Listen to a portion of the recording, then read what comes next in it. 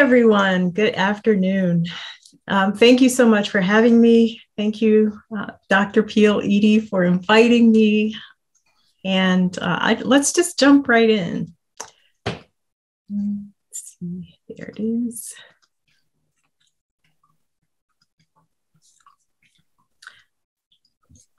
We begin with a land acknowledgement. As a professor who works on landscape representation, I understand the importance of such an acknowledgement. Founded in 1889, the University of New Mexico sits on the traditional homelands of the Pueblo of Sandia, the original peoples of New Mexico, Pueblo, Diné, Apache, since time immemorial, have deep connections to the land and have made significant contributions to the broader community statewide. We honor the land itself and those who remain stewards of this land throughout the generations, and also acknowledge our committed relationship to Indigenous peoples. We gratefully recognize our history. And I just want to say how happy I am to see so many familiar faces or names in the audience. Belaboring freedom, Black women artists, and the question of monuments. As an early subscriber to one of the Ancestry websites, I hit a roadblock because I am in large part a descendant of enslaved people. I can trace my white ancestors all the way back to the 12th century in Europe. But when it comes to my African ancestors, whose lives and continuities had been disrupted by the Atlantic slave trade, the early iterations of those sites did not include bills of sale. And my search was therefore stymied. Such sites continue to bypass the ugliness of our collective archive by tracing so-called genetic ancestry through geographies that accept borders drawn by invasion, imperialism, and exploitation as fact. As an art historian, this brings me to the problem of commemoration and monuments. The monuments that exist in public spaces actually work to counter the fact that enslaved women gave birth to property, that modern medicine owes much to experimentation on enslaved people, and that the legacies of enslavement continue to shadow the lives of its descendants. As recent findings establish, George Washington actually harvested teeth from his enslaved people to create his dentures.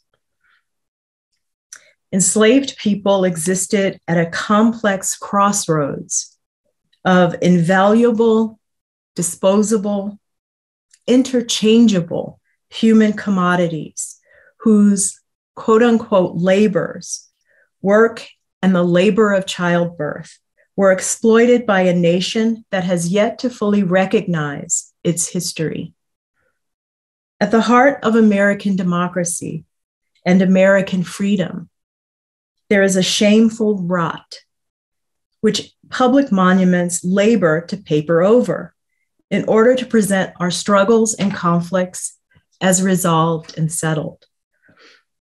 The work that these monuments participate in is to tell only celebratory narratives of Confederate generals, brutal doctors who experimented on captive populations, slaveholding and openly racist founding fathers and United States presidents, and a host of similarly problematic historical figures who are excused as men of their times. How do I know that this is true? Because despite the protestations of historic preservationists, art historians, and heritage apologists, the public spaces that these monuments have held for decades has resulted in no appreciable betterment or enlightenment of our society. Until they are threatened with removal, those monuments remain largely invisible, both spatially and textually. To my knowledge, no monumental corrective has been authored by any art historian who is concerned now about their disappearance. Their presence is a promise, something that we will get around to later, an opportunity to fund studies about how to curate a more balanced history around them. Temporary sites of intervention and protest, and yes, also lynching. They are placeholders, as we have become culture hoarders who have exchanged a dynamic and changing public space for the illusion of fixity and permanence, as represented by monuments that do not and cannot represent the complexities of our histories. And so that is the kind of red portion of my talk this afternoon. I will read a conclusion because I don't know how at any given moment I respond to the images that are on the screen. And I will explain my opening image a bit later in the talk. So we begin with the Commonwealth of Virginia in 1664. And what I'm showing you on the screen is the first known representation of an African in the British colonial Americas. It was a painting done by the artist Eustace Engelhart Kuhn, and it is of Henry Darnall III. It was a portrait made in South Carolina. And I give you this span of time, 1664 to 1710, to tell you that even as the colonists were having themselves pictured and displayed and portrayed as wealthy English citizens, under the surface, they were changing English common law to accommodate the new context in which they found themselves. And so what the Commonwealth of Virginia initiates in 1664 spreads throughout the colonies. And what they initiate is a change of English common law. English common law said that children inherited their condition from their fathers.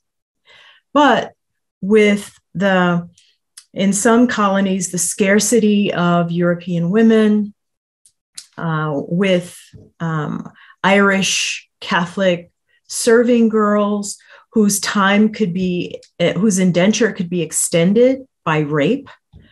And with the importation of African women, rape becomes the common culture of the colonies. And so the threat of African women bearing children who could inherit equally from their fathers was untenable. And so according to this new colonial law, children now inherit their condition from their mothers. And what is instantiated in law becomes the fact of ideology and the fact of the abstraction of race itself. And so, think about it. Black women have mostly had a complex, equivocal, ambivalent, and oppositional relationship to first natural freedom as it's articulated during the European Enlightenment, and later the concept of American freedom or US freedom that's considered to be held as a natural right. And how do you explain the exclusion of groups like First Nations people and Africans from that natural right? You racialize them. Especially when we delve into the labor that Black women did and give the labor that they do and that they give first to the British Empire and now to the United States Empire. It is the labor that encompasses the totality of their bodies, hands, back, their minds, and their reproductive labor. Historically and into the present, Black women artists reflected that complexity and ambivalence in their work. The Commonwealth of Virginia, as I said, initiates the new law that Black women not only that children not only inherit their condition from their mothers, but that Black women give birth to property.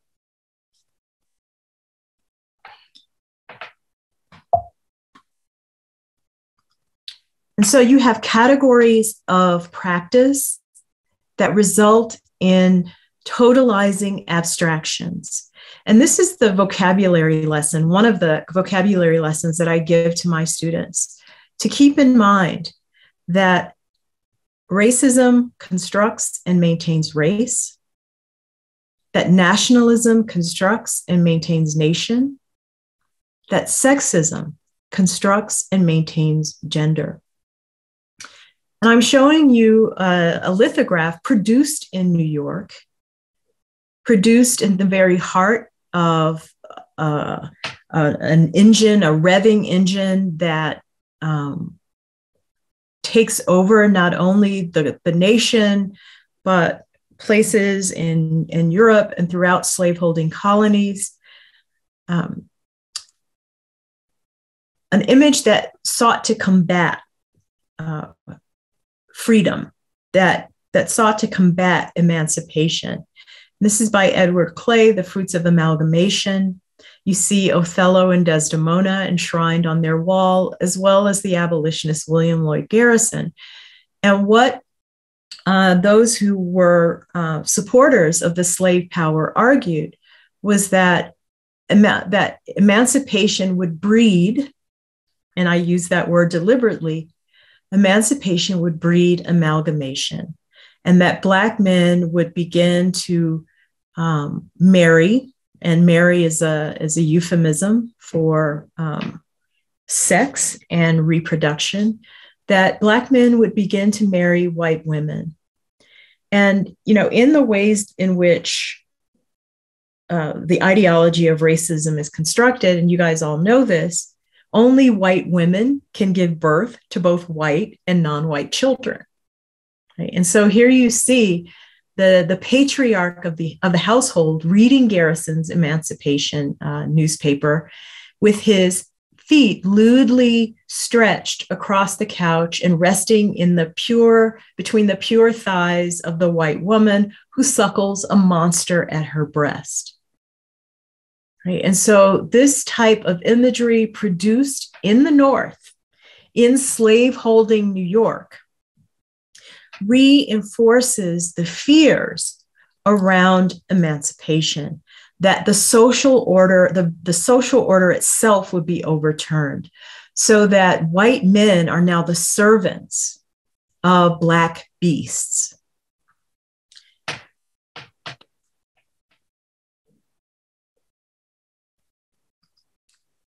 So when I wrote the essay for the Augusta Savage catalog, and the first kind of retrospective, the first significant retrospective of her career, I opened my essay and I closed my essay with two specific performances.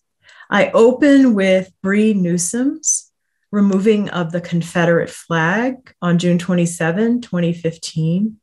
And I argue that her act of removal was the spark that symbolically ushered in the era of removal. And that's the era we are in today, by activists and local governments. And this was very much a performance. It's a monument in its own right. And I close my essay with Colin Kaepernick and Eric Reed, who began the practice and the performance of kneeling at NFL games. And the two performances call into question our monuments to white supremacy, whether they're Confederate flags or the NFL itself. Not unconnected to the lynching of Black and non-white people, the NFL is just as much a spectacle of race and white supremacy. And like lynching, the implicated bodies are predominated by people of color. And so I begin with monuments to emancipation and how they themselves, whether made by Black women or by white men, show the kind of fraught nature of the concept of freedom as applied to non-white people. When Abraham Lincoln announced the very limited Emancipation Proclamation, it did not free all Black people. It only freed those who were in confederated states or even down to districts in places like New Orleans. John Quincy Adams Ward, who was living and working in Italy, created his monument to emancipation. And he modeled the torso of this little bronze figure on a classical sculpture of the Apollo Belvedere. But what's unique about this is the physiognomy of an African finally realized in art, in an aesthetic expression. But you can see that Ward creates freedom for this man as questionable, right? He is literally betwixt and between. The straining muscles in his forearm say that he's either sitting down or about to rise, that he is still partially shackled, and that rather than look forward and look up and ahead and over the landscape of freedom, he looks backwards.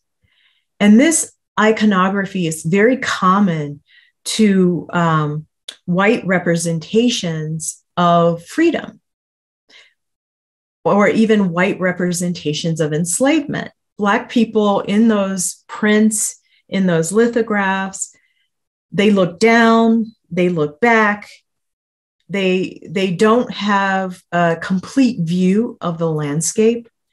And it's the case in this sculpture as well.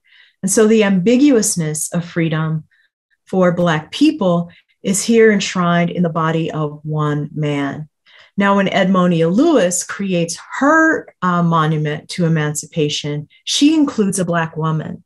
And that was very unusual. But she includes a Black woman who is still bound and who is still very reminiscent of the abolitionist emblem that you see on the bottom right. Lewis is interesting. She was born in upstate New York. She was Ojibwe and Black.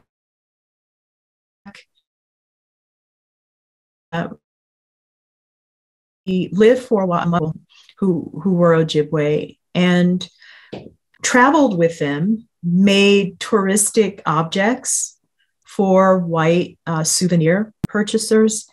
And her brother, she was orphaned young, and her half-brother sends her to Baptist College, and then he sends her to Oberlin College. And so she is born free. She attends Oberlin, leaves Oberlin and goes to Boston. And from Boston, she goes to Florence and then Rome. And she makes forever free while in Rome. And so you have the kind of the commonality of representations of Black women across the 1938 abolitionist emblem to Lewis's Forever Free. Freedom doesn't really happen for Black women. And in fact, I even challenge my students to tell me or to imagine what a free woman looks like. And they can't. They can't. And so emancipation monuments remain bound by the iconography of enslavement. And on the far right, upper right, is Thomas Ball's Freedmen's Memorial from 1876. And Ball, who is also living and working in Italy, comes up with this Freedmen's Memorial that in DC, Black people are made to fund. They're kind of coerced into donating to this piece of crap. But it's the end of Reconstruction. It is the nation's centennial. And Ball just gives them something that he had previously titled Lincoln and the Slave. And so freedom is still bound by enslavement. It is still understood visually as the iconography of enslavement. Though monuments, according to art historian Del Upton, monuments created from the 19th century through the mid-20th century were understood to embody history rather than memory. Scholars currently prefer to interpret monuments in terms of collective memory and to distinguish between history and memory as varieties of recording the past. Although memory plays a central role in the creation of monumental narratives, to understand them, it is important to take seriously the builder's belief that they embody history, defined as objective reality, not an interpretation or memory. And such beliefs have inspired current debates around monuments, that you're trying to erase our history, right? Upton also notes that those who would have Confederate flags and statues to Confederate soldiers remain on public land share this understanding of the memorials as history rather than memory, as so often they levy the accusation that those who advocate for removal are attempting to erase history. Art historian Josephine Shaya notes, a monument may simply be defined as a structure created to commemorate a person or event, but recent scholarship shows that monuments are anything but simple. Societies use monuments to reconstruct the past rather than faithfully record it. Monuments assign simplified meanings to complicated events, displacing the very past they would have their viewers contemplate. And so monuments are acts of displacement. Art historian Augusta Savage reminds us that public monuments were meant to yield resolution and consensus, not to prolong conflict. The impulse behind the public monument was an impulse to mold history into its so-called rightful pattern. And history was supposed to be a chronicle of heroic accomplishments, not a series of messy disputes with unresolved outcomes. Even now, to commemorate is to seek historical closure, to draw together the various strands of meaning in a historical event or personage and condense its significance for the present in a speech or a monument. And I would add that monuments represent ideologies and that they are flashpoints. Monuments are not history. Monuments have histories. Monuments are objects that continue to demonstrate that we love and empathize with things over and against people. That's why people, like the senator in the South, a Black woman, was accused of harming a Confederate monument. She's accused of injuring a Confederate monument, and people continue to die over the issue of monuments and the presence of monuments. Monuments have been sites of lynching and violence that work to consolidate community and belonging. Monuments help to enshrine white supremacy. And so when Black women entered the field of monument making, beginning with Mary Edmonia Lewis, they had something complicated to say about freedom and about emancipation. And this is Meadow Warwick Fuller. She was born in Philadelphia to middle-class parents who were very much influencers in Philly's Black community. She trained in art, music, dance, and horseback riding. And one of her high school art projects was chosen for the 1893 World's Columbian Exposition in Chicago. And as a result, she won a 4-year scholarship to the Pennsylvania Museum and School of Industrial Art.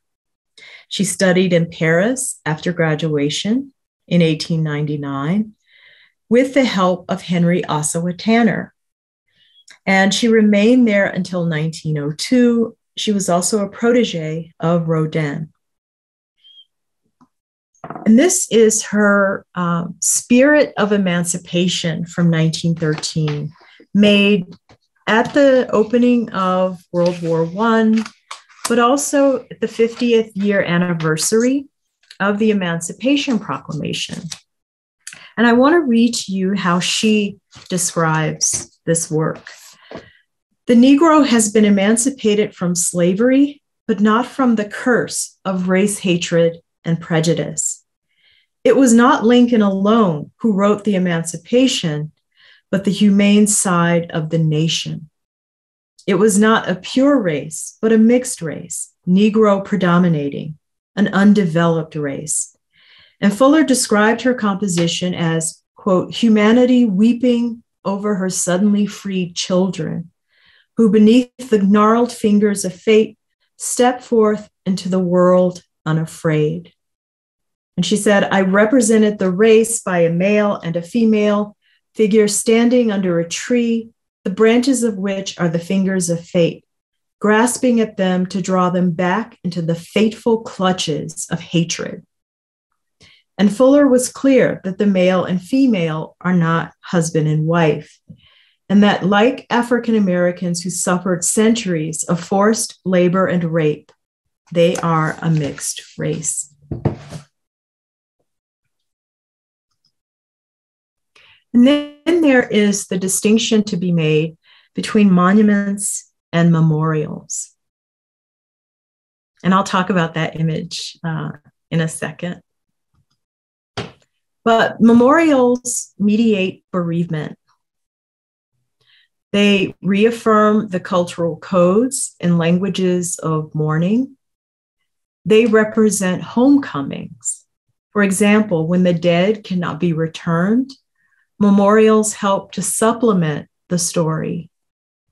Memorials are collective symbols that facilitate commemoration. And this is Barbara Chase Rabu. She was born in 1939, and I'll tell you about her in a second, but I want to show you this first and talk about this first.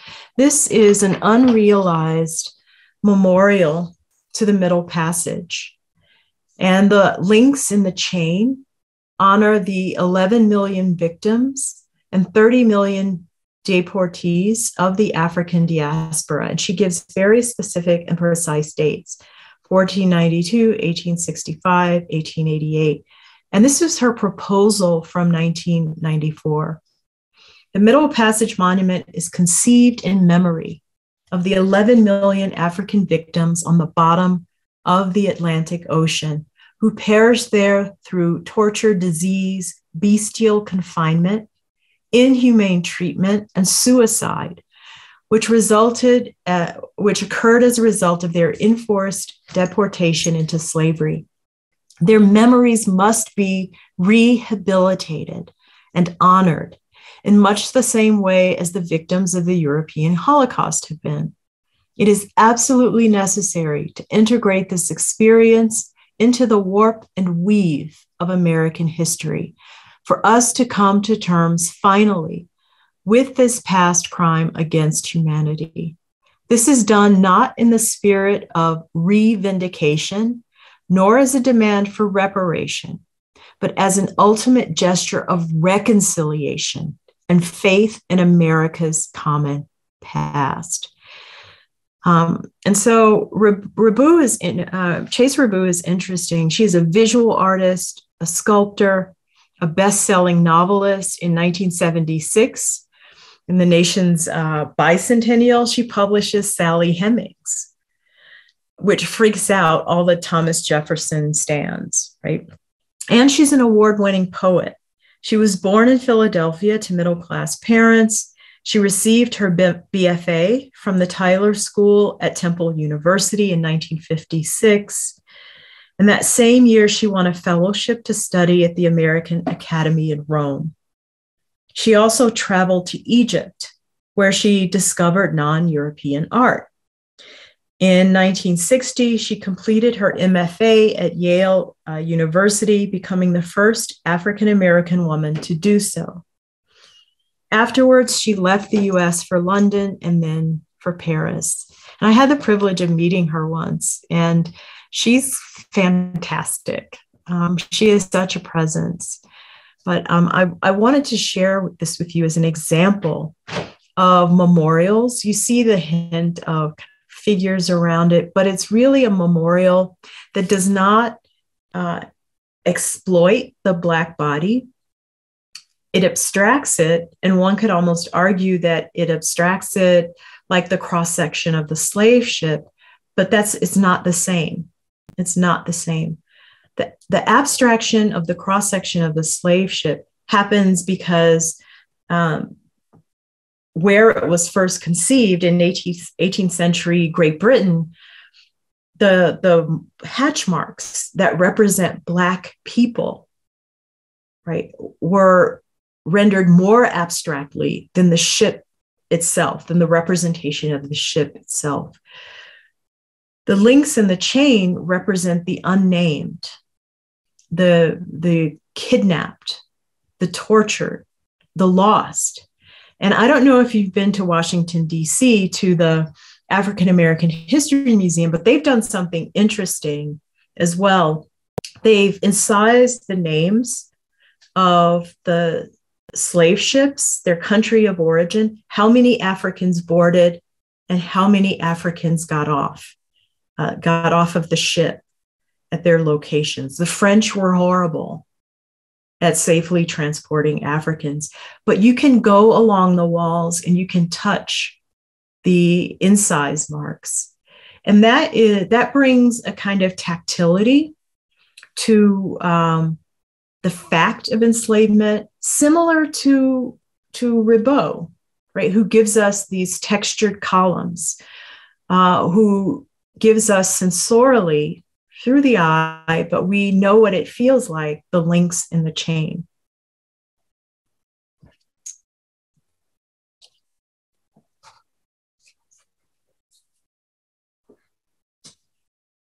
And this brings me to what I call monumental gestures towards anti-monumentality.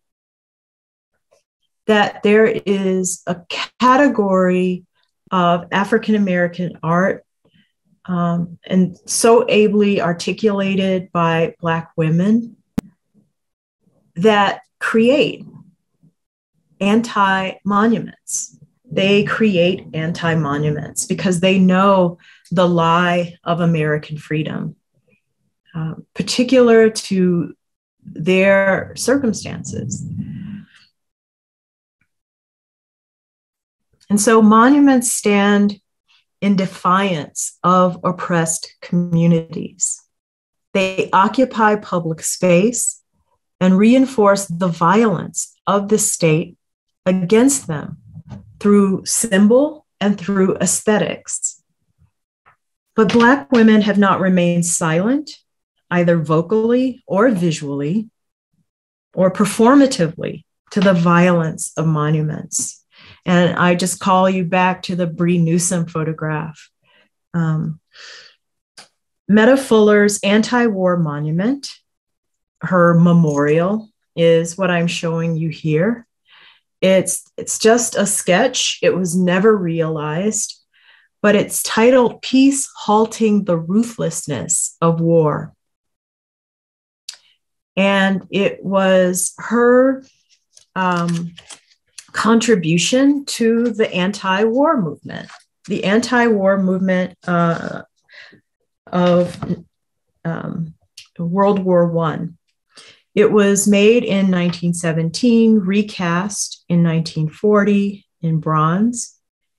And one of the interesting things about World War I is the number of African-American men who not only served, but who were in support of the war. Because one of the tragic lessons that Black men have learned in their quest for belonging and citizenship is that manhood rights are embedded in the right to go to war. This was the argument that Frederick Douglass made to Abraham Lincoln: arm my sons. I will send them first to the front of the war. And this perception carried over to World War I, World War II, etc. But there was, in 1917, the Woman's Peace Party was founded. In 1915, the Woman's Peace Party was founded by Jane Addams and Carrie Chapman Catt to enlist all American women in arousing the nations to respect the sacredness of human life and to abolish war. And Fuller's sculpture, later renamed The Ravages of War, and I'll show you both angles, depicts the allegorical figure of death riding on horseback through a field populated by women and children. One of the women clutches her dead child while pushing against the side of the horse. And Fuller doubles the meaningful presence of women through an allegorical figure of peace, here not represented, who alights before the horse, who has the face of a death's head, a skull. The female figure of peace alights before the horse and commands him to stop with an upraised hand. And so this active opposition to war is here commemorated, memorialized. And then Fuller gives us a little bronze sketch, never realized as the anti-monument that it is, of a woman named Mary Turner. And I'm showing you on the right a photograph from the 1917 NAACP silent protest parade that took place on Fifth Avenue in New York City. Thou shalt not kill, both applicable to war, but also in protest of the number of Black men and women who had been lynched in this country. And I was telling my class last week, that we finally have anti-lynching legislation in this country passed in 2022 and named for Emmett Till, the 14-year-old child who was slaughtered in Mississippi and whose body was returned to Chicago, where his mother chose to have an open casket funeral. And so the anti-monument that Fuller gives us, but first I'll tell you about the silent protest parade. July 28, 1917, the silent protest parade on Fifth Avenue in New York City was one of the first major mass demonstrations by African Americans. Conceived by James Weldon Johnson, Lift Every Voice and Sing, and organized by the NAACP with church and community leaders, the protest parade united an estimated 10,000 African Americans who marched down Fifth Avenue, gathering at 55th and 59th Streets, and proceeding to Madison Square, silently carrying banners condemning racist violence and racial discrimination. They gave powerful witness in the wake of brutal episodes of mass anti-Black violence in the city of East St. Louis, where between 50 and 200 African Americans were murdered, and 6,000 were left homeless by arson attacks. And we're just now uncovering the mass graves in places like Oklahoma. The marchers indicted the US and President Woodrow Wilson, who had just pledged to make the world safe for democracy. According to Melissa Barton, curator of prose and drama in the Yale Collection of American Literature, the silent protest parade is among the most important, yet too little remembered early events in the long civil rights movement in the US.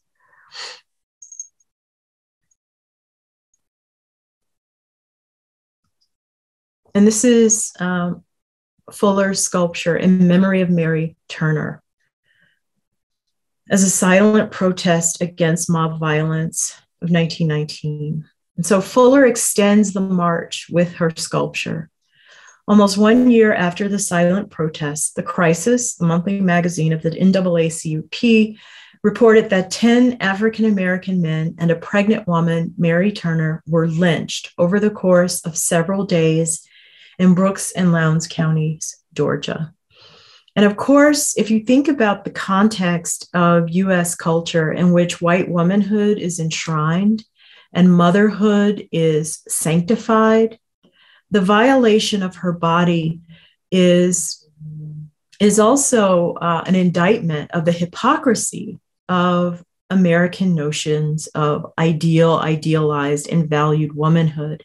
And in the sculpture, Fuller takes the child that was in Mary Turner's womb and brings it outside of her body. She holds the child protectively in her arms while the white mob engulfs her like flame.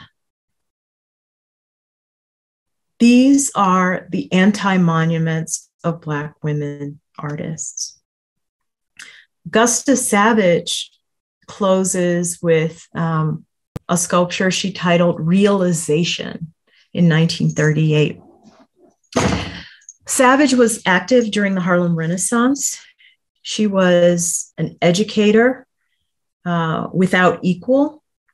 She was born in Jacksonville, Florida, and her father was a very poor Methodist minister. In 1921, she went to New York City. She attended the Cooper Union until 1923. And in 1923, she went to study after applying and sending photographs of her sculptures. She went to study at the Fontainebleau School in Paris. When the American Selection Committee saw her and realized that she was Black, they rescinded their letter of acceptance. Savage didn't take this sitting down. She appealed their decision and even got the US and French press involved, but all to no avail. She eventually was able to study in Paris with the sculptor Charles Despeaux, and twice won awards for at French Salon. And her work was even won World's Fair in Paris. She toured Belgium and Germany and throughout. In 1984, she became the first, she returns to the United States and becomes the first artist to be elected to the National Association of Women Painters and Sculptors. And she launches the Savage Studio, or the Savage School of Arts and Crafts, in a basement on West 143rd Street. And in 1937, she became director of the Harlem Community Arts Center.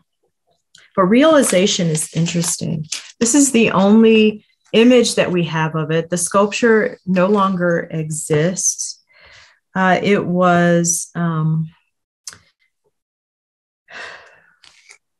It's a very ambiguous title, and you can tell by the way that the Black woman is posed that her nudity is probably involuntary, and that the Black man who is also naked and crouching under her is a figure who has been emasculated by racism and by oppression. And so realization means an act of becoming fully aware of something as fact. Accordingly, the figures in the piece are shown undergoing the realization of what American freedom means to them. And this is from my essay in the Augusta Savage catalog. However, the secondary meaning of realization is equally apt. That is the fulfillment or achievement of something desired or anticipated. In this case, as embodied by Savage's sculpture, the realization and success of white supremacy. This is an anti-monument. Perhaps Black monuments must be temporary or exist only in imagined spaces. For like Black freedom, They cannot coexist within a nation that honors and holds Confederate monuments as sacred.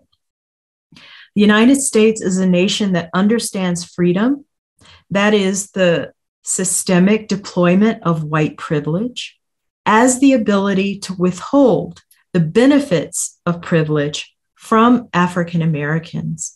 And outside of the context of this essay, to withhold the benefits and privilege from First Nations people, from Mexican people, right?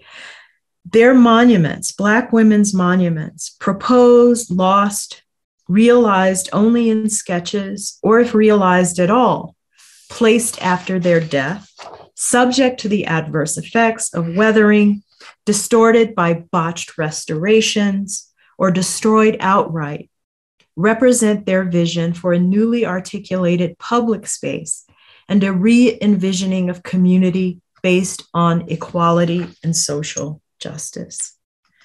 So I close with Nona Faustine. And if you're on Facebook or Instagram, you can follow her unless she has so many followers that you can't join her on Facebook. But she's a photographer and a visual artist, born and raised in Brooklyn, New York. She's a graduate of the School of Visual Arts and the International Center of Photography at Bard College's MFA program. And her work focuses on history, identity, representation, and evoking a critical and emotional understanding of the past, and proposes a deeper examination of contemporary racial and gender stereotypes. And what I'm showing you is one of the photographs from her White Shoe series. And the shoes are here without her body, without her embodied presence, and instead in a space suggestive of an African burial ground, where there are shells and bones and pieces of weathered glass. White Shoes is a collection of self-portraits taken in locations around New York that were central to the city's once pivotal and now largely obscured and unacknowledged involvement in the slave trade. And so lithographs, like I showed you earlier, by Edward Clay, are some of the few memories that we as a nation allow ourselves with regard to enslavement in the Northeast.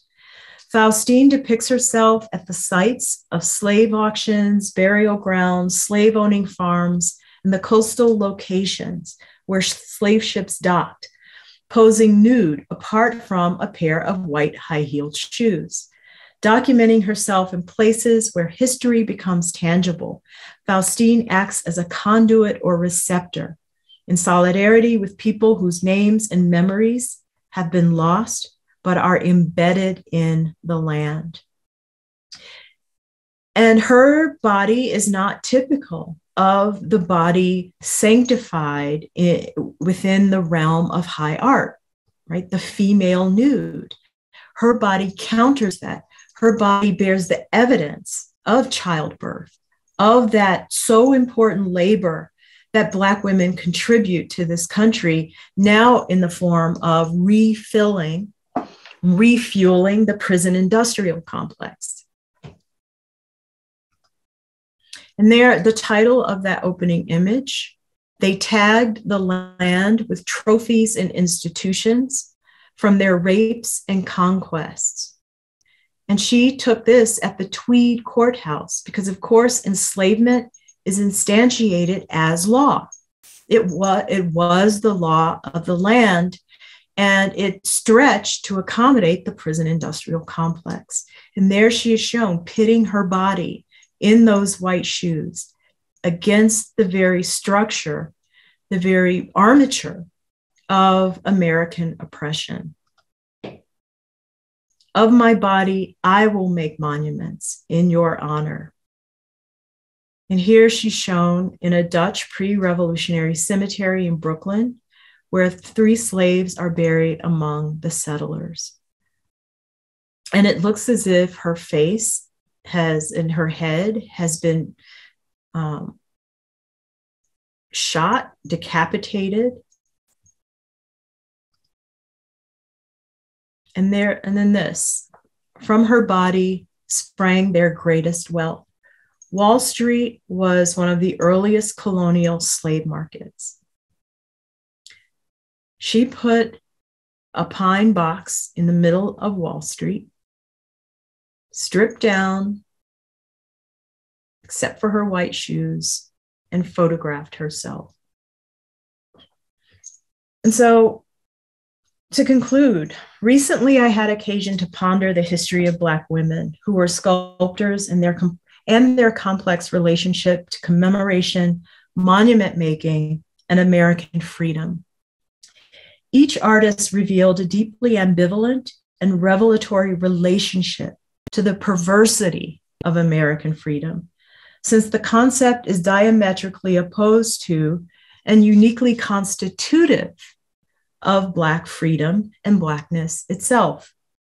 I am still learning from them and what I call their monumental gestures toward anti-monumentality taught me that perhaps monuments should be temporary, mobile, difficult, in flux, and challenging to our most deeply held fictions. And I have found resolution in the work of artists such as Nona Faustine, whose White Shoe series, quote, walks the line between the past and the present, and this is how she describes it, and whose work explores the inherited legacy of trauma, lineage, and history, end of quote. In the series, Faustine wears only white, low-heeled pumps and traverses the landscape that enslavement made. In her self-portrait, from her body sprang their greatest wealth, she stands naked on a plain wooden box in the middle of Wall Street, which functioned during the colonial period as a slave market. Her presence, silent, somber, and monumental, nuances that space. Faustine's photograph pays homage to the labors of enslaved African women and adds something complex to the debate about Wall Street and how to tell a history that is inclusive and complex. Her truly fearless, monumental gesture towards anti-monumentality continues in significant ways the early work of African-American women artists and disrupts the comfortable silences of the old public placeholders. Thank you. And I'm sorry I went over, but I always tend to. This is excellent. Thank you so much, Dr. Buick. Everyone, please use the reactions and give her a round of applause. We are near the hour. Yes, it was phenomenal. I want to remind us that there is a survey following the that's posted there. You'll see a link from Flora. And Flora, I don't want to butcher your last name, so if you want to say that, okay. And I'm looking in the chat to see if there are questions in these last 2 minutes. I am seeing praises and I'm seeing commendations. And Dr. Buick, I just have to say, this notion of monuments from acts of displacement, featuring acts of displacement to functioning as acts of defiance, from to this notion of realization, Savage's notion of realization to Faustine's self-portrait. I am curious to know, as we think about these challenges, this progression, where do we go from here? I mean, what remains for Black women in thinking about some of these issues? Just to continue to exist in defiance. You know, I get asked that question a lot, but I'm a historian. Right? I can't tell us where we're going or why. I can tell you why we're going, right? Because patterns and history they reveal themselves to me. And so we just have to continue to exist in defiance and know that our existence is in itself an act of defiance. Beautifully articulated. Thank you so much. Thank you so much. And this last minute, are there any additional questions? I just want to thank you all for being here. I really appreciate it. I love this particular audience. if I could just jump in and say, outstanding presentation, Dr. Buick. Just as I'm still learning about New Mexico, JP Sanchez, by the way, Executive Associate Vice Chancellor for DI at HSC, are there opportunities to walk with community members from your department and view some of these monuments and other pieces of artwork to continue the discourse? Just get out, going into the museums, walking around our city and state. Just wanted to hear those opportunities. Well, you could fund a graduate student who could, over the summer, traverse these spaces and put together programming for you. That would be awesome. I'm always, down for funding the students. Yeah, I think that's a great question and a great idea. I just want to, that is a great question and idea. I just want to encourage everyone to please follow up with Professor Buick about some of these amazing ideas and opportunities and how you can be involved in continuing these acts of defiance. And with that, we will properly close in honor of your time, and we'll sign off accordingly. Thanks everyone for being here today. Hey, Bino, nice to see you. I love you. Is he going to unmute and say, I love you too? Love you too. Thank you. Buzz. Hey, Jasmine. All right.